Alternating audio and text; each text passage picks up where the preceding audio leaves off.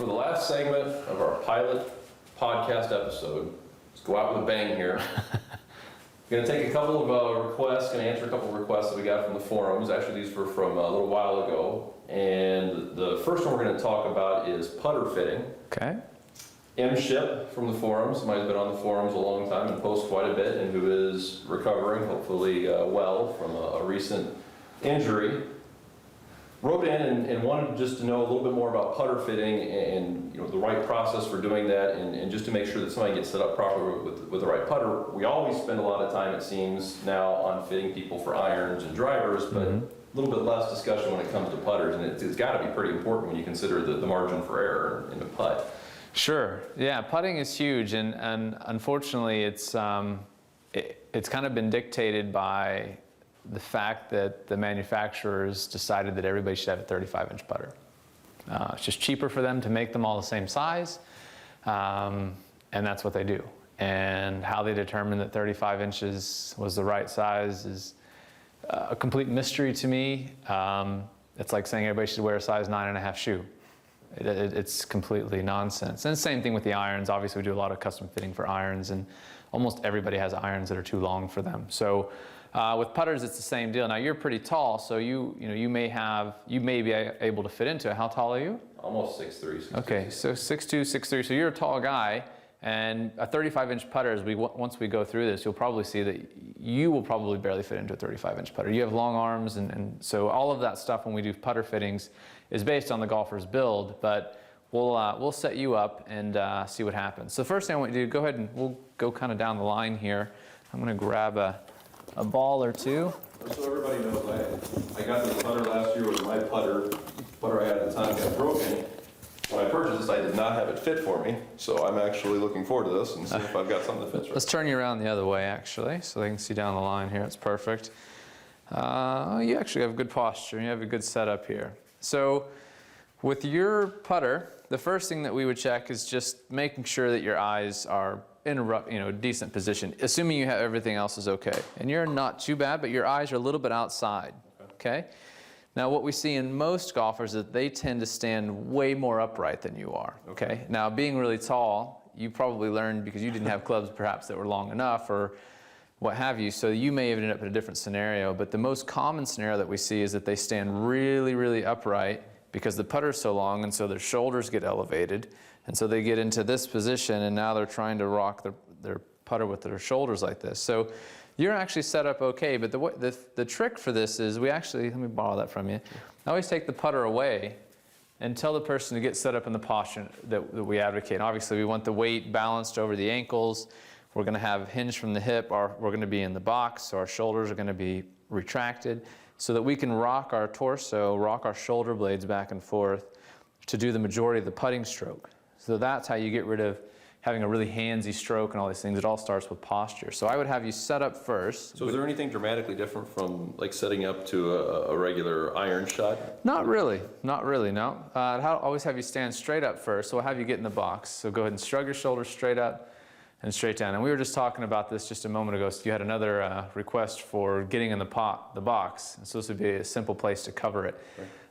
You mentioned that when you were first trying to get into the box and get connected to your core, that you had trouble elevating your arms. Why was that exactly? Well, I think what I seem to find is I would get in the box, what I thought was the box. I got the chest out and I can feel attached in the back. I'm probably overdoing it a little, probably a little over-engaged partly. Yeah. But I think what happened was, since I was only able to get my arms up to here, I couldn't figure out how to do the shoulder elevation. Right. But after working with this for a little bit, learning a little bit more about it, I think what happened was I engaged my pecs in this. And when I engaged my pecs trying to push my arms to the floor, there's a lot of tension in here now and I can't elevate my shoulders properly. Gotcha. Yeah, you don't need to do that. And I think a lot of people take the idea of getting connected to the core, and they want to overdo it. They want to have this feeling of being really rigid and locked in.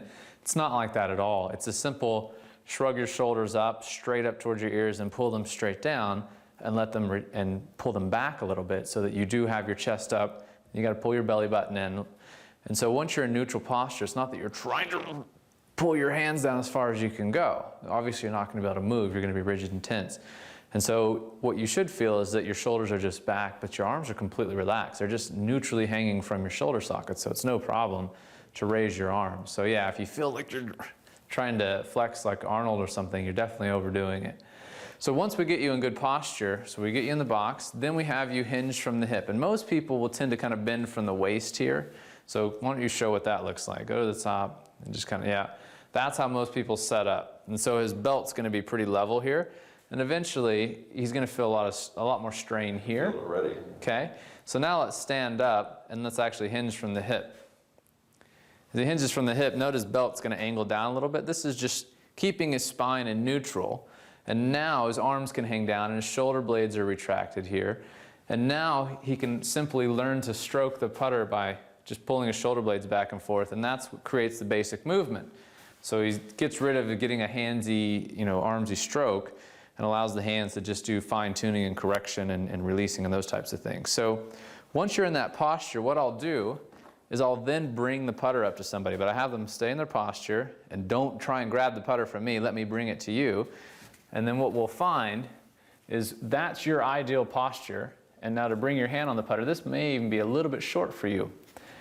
So as you bring your other hand on, we can start to see that you're actually having to move out of the posture that you were in before in order to get into gripping the putter. So what most people do is they grab the putter and they let their putter dictate their posture. You want to do the other way around. So if I take this away from you again and you get into your ideal posture, where you feel perfectly balanced, you're hinged from the hips, we can start to see that this is right on the edge of maybe being a ½ inch short. So you're having to kind of reach down for it a little bit. You'll have your shoulder blades protract a little bit to do that. And so that's the biggest key. Now, like I said, for most people, they end up with putters that are way too long for them. And so they end up in this really upright posture like this. We call this the puppy dog humping the fire hydrant posture. So you don't want to look like this when you're gripping your putter. So once you get hinged over, now you can swing the putter on a natural arc. The more upright you are, the more round that arc's going to become. So you're in good posture there, and then we can just make a normal stroke. So the other thing is that because you're pretty tall, and when you grip the putter, when I drop the ball, you had your eyes were a little bit outside the line, right? So just right on the outside. So because of that, that's another indication that that putter's a little short for you. And again, that's not the typical scenario. Most people have putters that are way too long. But that would give us another indication that you're in your ideal posture, your arms are hanging neutral, they're supported by the muscles in the back, so your arms can stay nice and relaxed. But you need a little bit longer putter in order to be able to get into your ideal posture, maintain it, where you can, you feel like if you're supporting your body correctly, you should be able to practice for a long time and not have back pain and neck pain and all those things. So that's the basic gist of how we do a pretty quick putter fitting. Okay. Make sense? Absolutely. Cool. Thank you, sir. Yeah. And with that, we're going to conclude our first pilot episode. What we'll do is we'll go out and we'll post a topic on the forum, and we look for everybody's feedback, whether you're a regular member of the forums or if you need to visit RotarySwing.com and sign up for the golf forum. Looking forward to hearing what you have to say. Give us any kind of feedback you want, what you liked, what you didn't, what you'd like to see. If you have any more requests for what you'd like to see Chuck cover and have us talk about, that'd be much appreciated. Also look for, we're going to have a little bit more of a discussion type segment next time where we sit down and talk about something that may or may not be directly related to golf instruction. I think I'm going to throw that out there on the forum and get some of your feedback so we can incorporate that into our discussion next time. Perfect. Great. Thanks again, everybody. Look forward to seeing you next week. All right.